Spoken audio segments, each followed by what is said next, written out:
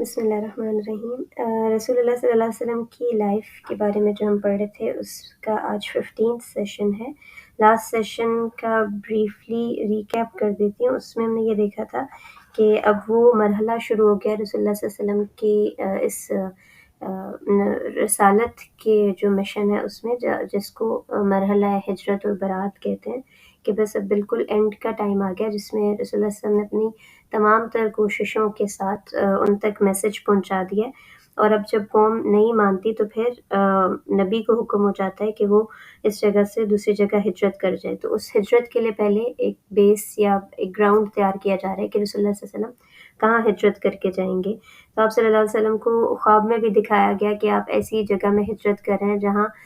دو لاوے کی چٹانیں اور اس کے بیچ میں گھنے درخت ہیں۔ تو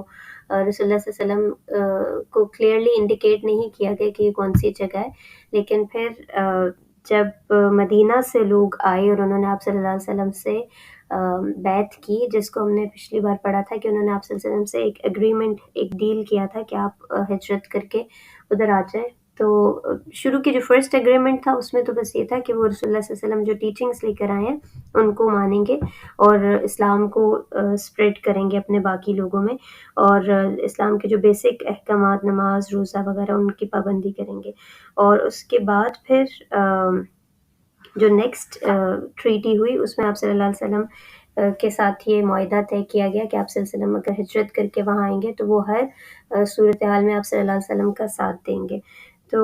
وہ جو پچھلا معاہدہ ہوا تھا وہ 1290 میں ہوا تھا، یعنی it was the 12th year of prophet صلی اللہ علیہ وسلم، جس میں وہ تبلیغ اپنی کر رہے تھے۔ اور اب پھر نیکسٹ ہم سٹارٹ کریں گے آج بیت عقبہ ثانی سے۔ بیت عقبہ کا مطلب عقبہ ایک گھاٹی ہے جہاں پر یہ ٹریٹی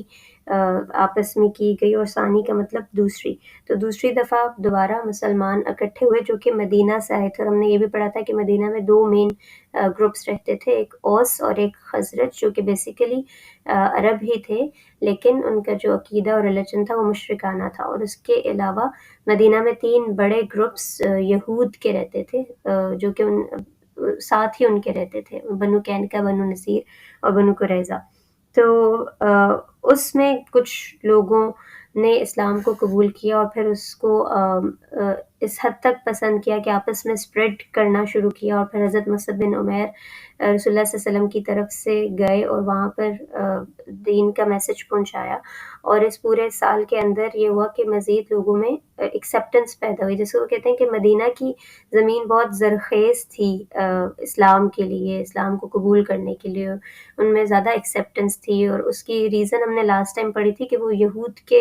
نیبرز میں رہتے تھے، اور یہود نے انہیں یہ بتایا ہوا تھا کہ ایک نبی آنے والے ہیں اور جب وہ آئیں گے تو اللہ تعالیٰ ان کے ذریعے سے ہمیں غلبہ دیں گے۔ تو انہوں نے چاہا کہ ہم سب سے پہلے بڑھ کر اس نبی پر ایمان لانے والے بن جائیں۔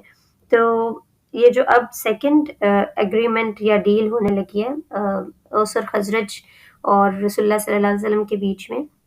یہ 13th ایئر آف نبوت میں ہوئی، اور اگین حج کے موقع پر کیونکہ وہ لوگ ٹریول کر کے آتے تھے مدینہ سے اور بڑا اجتماع ہوتا تھا، تو اس میں 73 لوگ تھے جنہوں نے آپ صلی اللہ علیہ وسلم سے یہ ڈیل کی، اور اس میں 2 خواتین بھی شامل تھیں، اور انہوں نے یقین دہانی کرائی کہ اگر آپ صلی اللہ علیہ وسلم ان کے ساتھ ہجرت کر کے جاتے ہیں تو وہ انہیں ہر طرح سے پروٹیکٹ کریں گے، اور جو آپ کے ڈیسیژنز ہوں گے ان کو وہ مانیں گے، اور ہر اچھے اور برے میں آپ صلی اللہ علیہ وسلم کا ساتھ دیں گے۔ اب رسول جو ہوتے ہیں وہ کبھی بھی اپنی مرضی سے ہجرت نہیں کر سکتے جب تک کہ انہیں اللہ تعالیٰ کی طرف سے حکم نہ مل جائے۔ جو عام انسان یا صحابی جو رسول اللہ صلی اللہ علیہ وسلم کے ساتھ لوگ ہوتے ہیں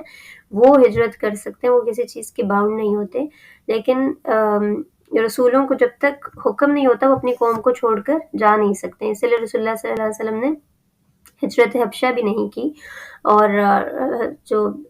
حضرت یونس علیہ السلام ہے ان سے یہی غلطی ہو گئی کہ جب اللہ تعالیٰ کا حکم نہیں آیا تھا اس سے پہلے وہ اپنی قوم کو چھوڑ کر چلے گئے۔ تو ابھی رسول اللہ صلی اللہ علیہ وسلم تو اللہ تعالیٰ کے حکم کے انتظار میں تھے، لیکن اس سے پہلے